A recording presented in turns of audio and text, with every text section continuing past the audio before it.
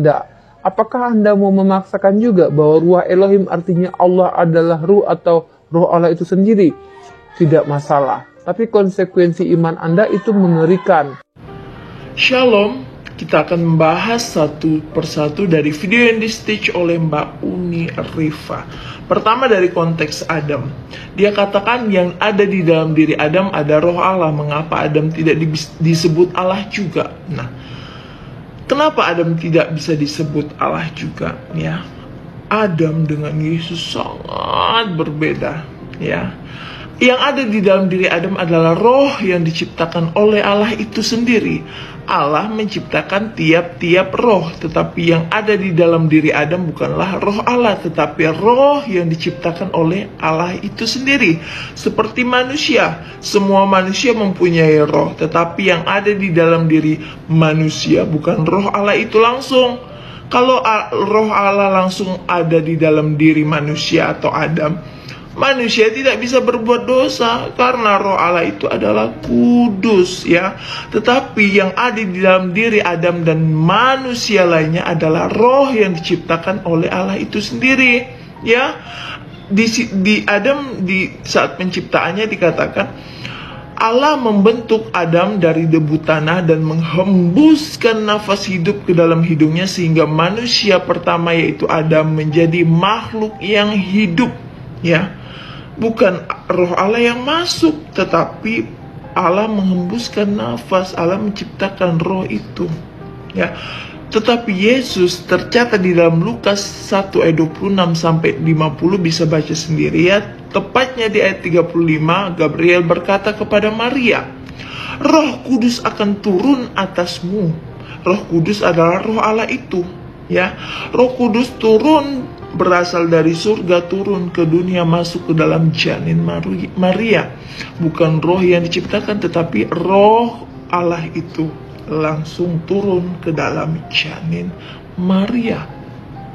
Nah, di ayat 32 dikatakan ia akan menjadi besar dan akan disebut anak Allah yang maha tinggi. Nah, Anda jangan pakai pikiran sendiri, jangan asumsi sendiri kalau tidak ngerti, ya. Anak Allah yang dimaksudkan di sini bukan berarti Allah beranak, ya, seperti anak kunci, bukan berarti kunci beranak, seperti anak tangga, bukan berarti tangga beranak. Anak Allah yang dimaksudkan di sini adalah berasal dari Allah, ya. Lalu dikatakan kerajaannya tidak akan pernah binasa. Kerajaannya akan kekal selama-lamanya. Kerajaan yang tidak binasa adalah kerajaan surga. Jadi Yesus adalah pemilik kerajaan surga, saudaraku. Lalu tentang statement Paulus, ya. Paulus itu Anda harus cari tahu siapa itu Paulus, ya. Kalau saya jabarkan di sini nggak cukup waktunya, ya.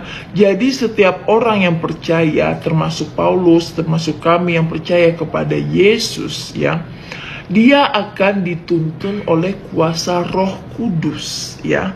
Roh Kudus akan masuk di dalam setiap orang yang percaya, termasuk Paulus, untuk menuntun mereka ke dalam kebenaran. Ini waktunya nggak cukup. Lanjut video yang di-stitch oleh Uni Rifa dalam konteks Paulus. Unif berkata pernyataan Paulus yang menyatakan di dalam dirinya ada roh Allah. Apakah Paulus dapat dikatakan Allah juga? Tentu tidak.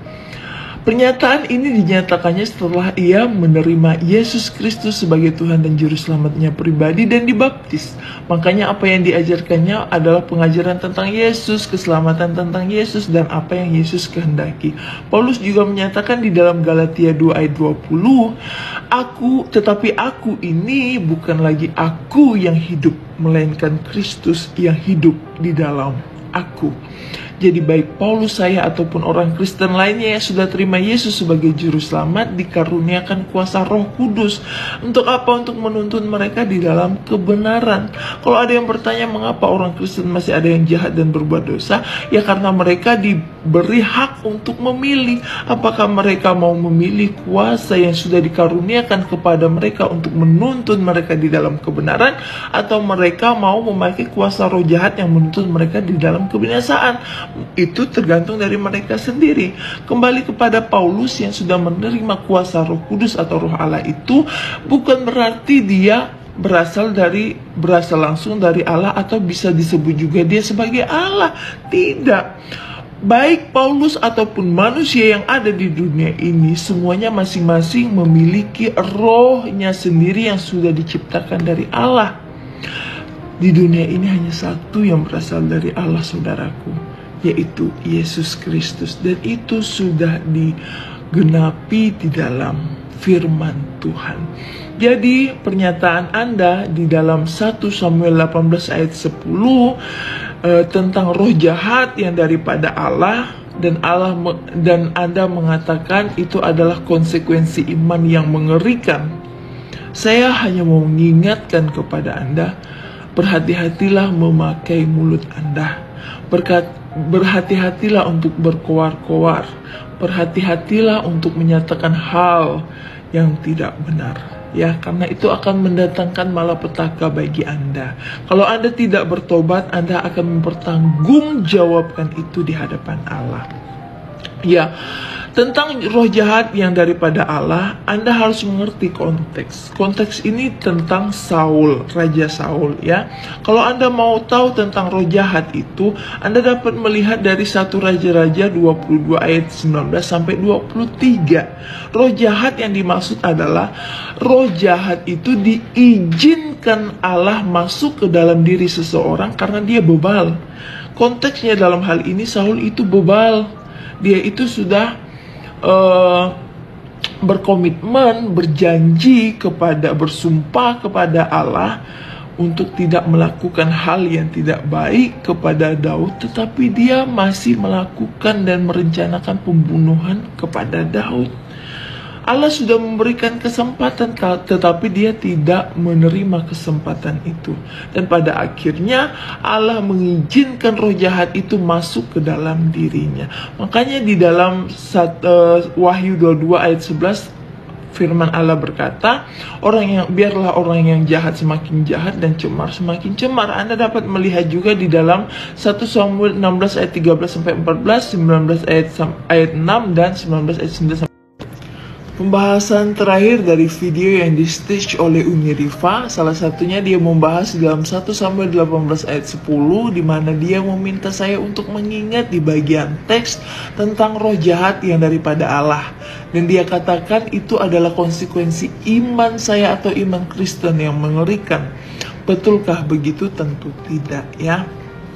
Karena dia tidak mengerti firman Tuhan ini, ya. Dia mencomot-comot satu ayat, padahal dia tidak mengerti, buta sama sekali, ya.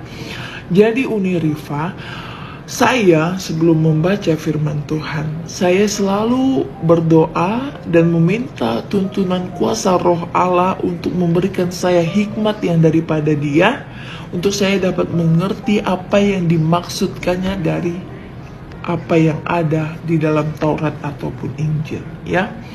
Jadi kalau Anda mau mengartikan segala sesuatu yang dapat menjadi hal yang tidak baik bagi Anda, baik ataupun bagi orang-orang yang setuju kepada Anda, ya, lebih baik Anda mencari tahu dulu dengan benar daripada Anda berkoar-koar memfitnah hal yang tidak benar, apalagi menyangkut tentang kebenaran firman Allah, ya.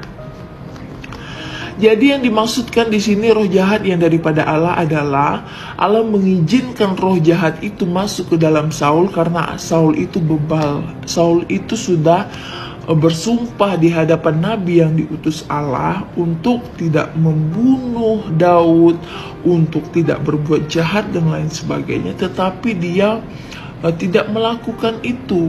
Dia berdusta.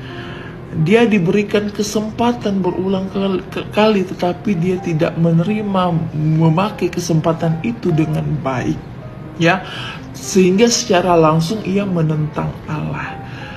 Dan pada akhirnya apa? Allah muak kepadanya sehingga roh jahat itu diizinkan masuk ke dalam dirinya. Makanya setiap orang yang percaya, saya ataupun saudara, ya, yang mendengar video ini, Kalau kita masih diberikan kesempatan kepada Allah untuk bertobat, pakailah kesempatan itu dengan baik. Jangan sampai kita seperti Saul, sudah diberikan kesempatan berulang kali sehingga Allah muak dan pada akhirnya apa?